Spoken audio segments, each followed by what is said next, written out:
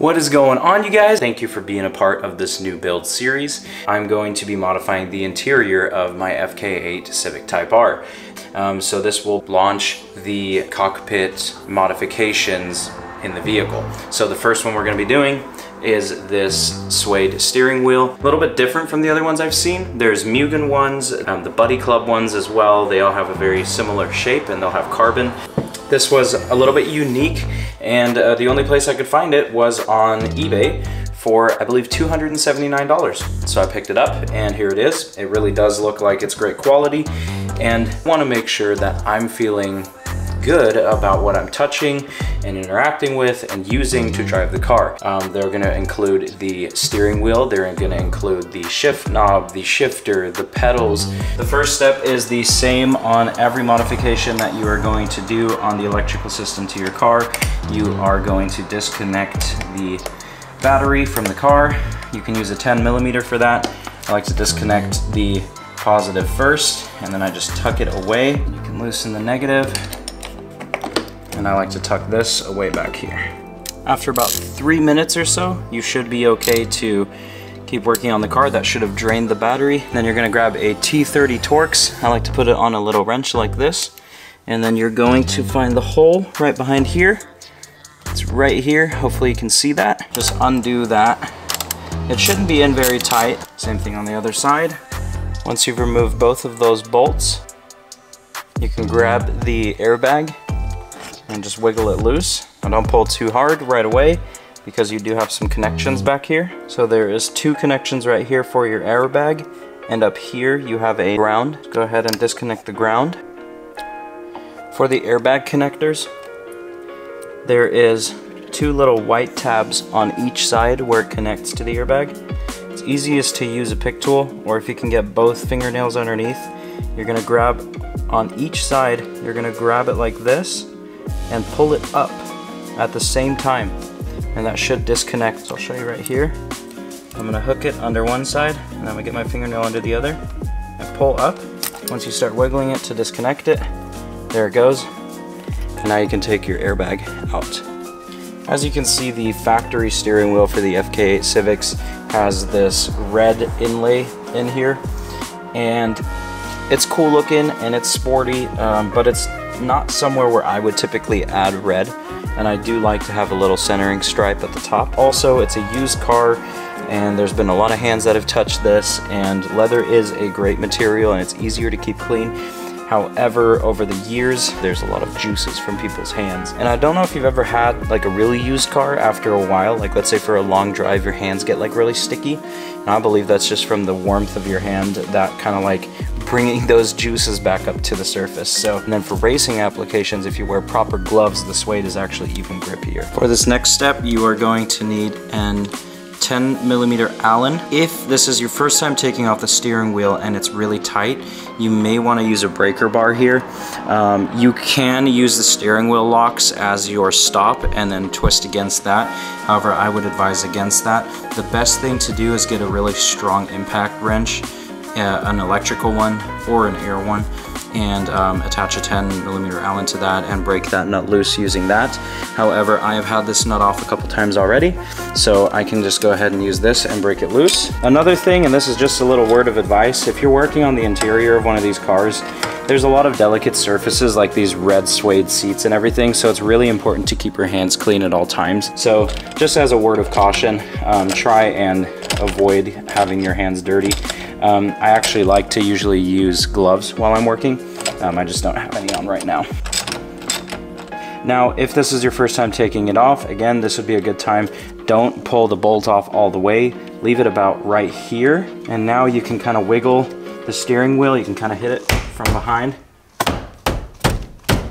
If you're sitting inside of the car and you've got this loose, you can pull on it and the steering wheel won't come off and hit you in the face. All right, the last bit, you can just take it off by hand. Again, I try not to rest any of my tools on the seat. The grounding cable is hooked inside of a little hook here in the steering wheel, so just make sure that is undone. Before you pull the steering wheel out, it might be a good idea, if it's not marked already, to mark perfectly straight with a marker.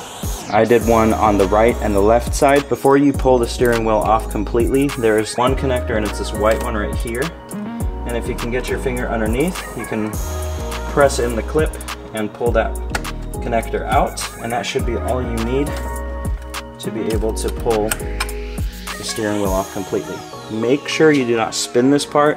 Actually, at this point, you want to grab some blue painter's tape and just secure it like this. I know this seems like a weird precaution, but it is just good to have this so that in any case that you bump it, it doesn't spin and you don't lose your orientation. Grip itself is a lot thicker feeling than the OEM steering wheel. The steering wheel size is exactly the same as the OEM one. You can see that some of the OEM locations that are a little bit thicker for ergonomics are actually more pronounced even on the new steering wheel, as well as there being a new section on the bottom. Now that we have both of the steering wheels off, we've got to transfer the controls and the cables and just the housing for the controls over to the new steering wheel. This is about that time I usually will go ahead and take a picture of the assembly, just so I can make sure that I can put all the cables back the way that they came. First thing I'm gonna do is grab a Phillips head screwdriver and undo the 4 screws that hold the surrounds on, as well as the 1 screw that is holding the grounding screw right there. This cable has a little hook that you can undo it from.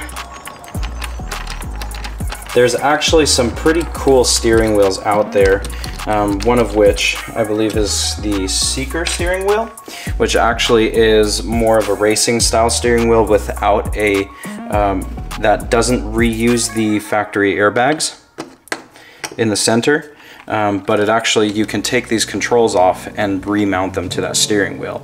Personally, I want to reuse my steering wheel for now, or sorry, my airbags for now. But in the future, I might think about something like that. If you want to go check out one of those steering wheels, I recommend you hop over on Kodawari FK8's channel. Got a really cool channel. Got some pretty cool stuff you guys should check out. Next, I'm gonna pry up the sides here with a little panel removal tool. That'll loosen this whole back end off. You're gonna wanna get to the inside of the steering wheel. I hope I can show this. There's a clip right here, and on the opposite side, there's also a clip right there. You can get to that, unclip it. Same thing on the other side. Press it in with your finger and pull on it, and that is the back piece off. To get the lower piece out, everything up here is already loose from when we disconnected or undid the bolts down here. The only thing holding it in are going to be the back end, and there's going to be a couple on the sides as well. But down here, there's this piece right here. If you can see, it's got little prongs. So all you're going to be able to do, there's going to be no way for you to push these in because they're actually like a solid piece. So the best thing you can do is grab a screwdriver or something that can hold it in the center there, and then just push it through the center there, and then push that through, and there's the lower piece. Now, I'll show you what I was talking about just now. These pieces right here are solid, so there's no way to push these prongs in. You kind of just have to push them past what they're hooked into. And it's gonna be the same for these side pieces right here. Now, this is all one unit, so make sure you're not just pulling on one end and then break it. What I like doing is just taking something somewhat soft and elevating it. You're gonna grab a screwdriver or something to push with. Same thing, you're just gonna, I like to rest the screwdriver on it and then just kind of hit it with my hand. That'll push that through, and you'll see when it kind of passes the rubber plastic foamy piece right here. And then there's gonna be another one right here. That's there's a little knob there. And then same thing, you're gonna wanna put a screwdriver on that. Kind of push, and there you can see it just pop through. So now this part is loose and off. Same thing on the other side. You're gonna lay it right there. There we go. And just make sure that these little clips right here don't come off, because that holds the actual controls into this trim piece. You can see right here, they've kind of come out. It's not a big deal. You just kind of gotta grab them and pull. And that'll disconnect it. And then you can take those controls and push them back into their clips. Now, I believe for the steering wheels that I've seen that actually you can just mount these back on. I believe you take these pieces out and mount it to their steering wheel. And here's the new steering wheel. Now, Everything goes back on the exact same way you pulled it off. Just be careful and make sure all of the pieces go into their dedicated spots. Again, you had this clip right here. You have that knob. Same thing on the other side. And then you have some centering clips right here as well. You're gonna wanna push, but make sure you're applying pressure on all of the places at once instead of just on one spot, so you avoid breaking any tabs. There we go, there's that side. And again, especially with suede, make sure your hands are clean when you're doing this. All right, there's that piece. Then you can grab the lower trim piece.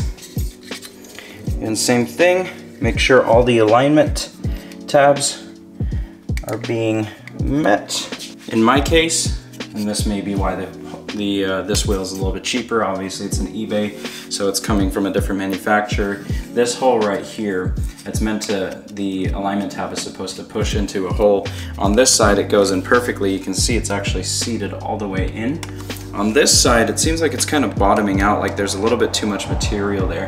So I'm just gonna go ahead and take a pick and kind of push into that and see if I can create a deeper hole.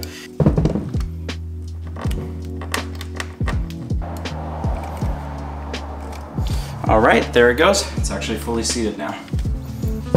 So if that's all it took to make this worth as much as the other wheels, that's a really cool way to fix that, is grab a pick and make the hole a little bigger for it to push through.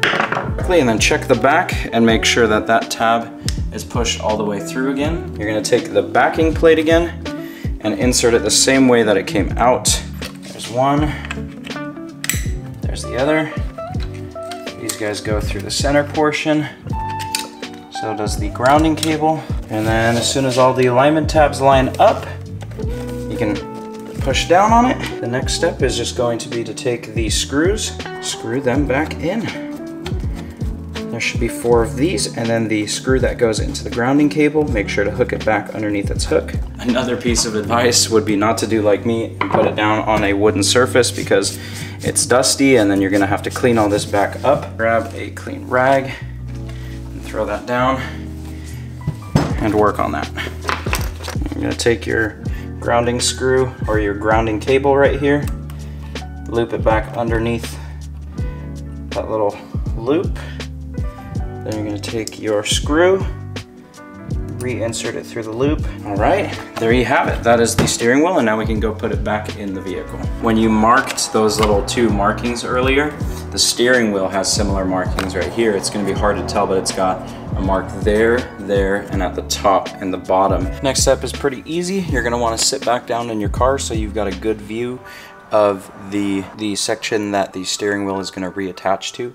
Now, if you marked it well, you should have a little marking on the left and the right to kind of show what is straight with the steering wheel, because you might have parked it a little bit at an angle, so you want to make sure the steering wheel goes on exactly how it did before. You can take that tape off now. Make sure again that when you install this doesn't twist or doesn't go a full rotation. Insert those cables through the top slot in your steering wheel.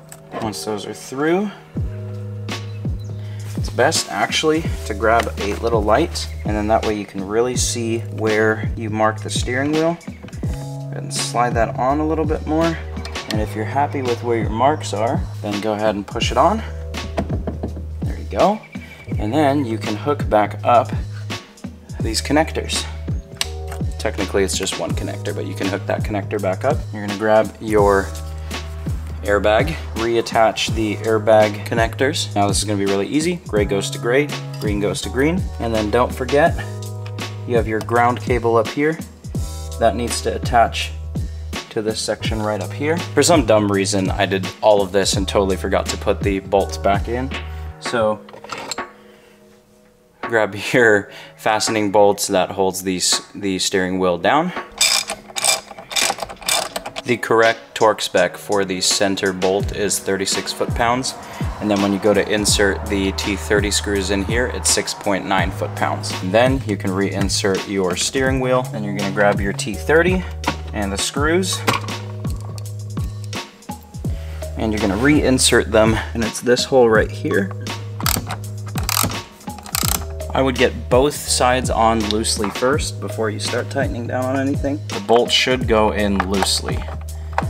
It shouldn't have any kind of resistance to it. And then again, remember it's 6.9 foot-pounds, so it's not very tight. Okay, that should be it for the steering wheel install. Next, you can hook your battery back up. So you're gonna hook the battery back up, negative back on, and tighten that down with the 10mm. I like to hold it on one end so it doesn't twist the entire piece that you're attaching back on. It doesn't have to be super tight, but it just shouldn't be moving around if you wiggle on it. And then you're positive. And now your install is complete. Now you can go admire your new steering wheel.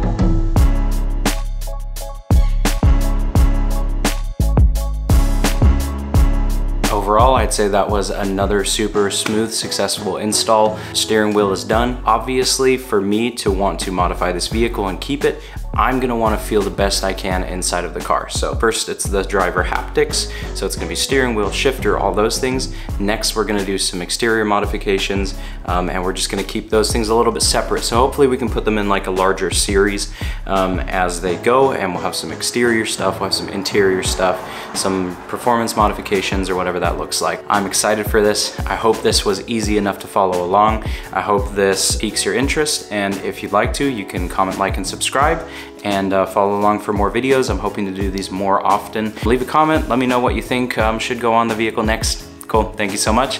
Thanks for tuning in. Catch you next time.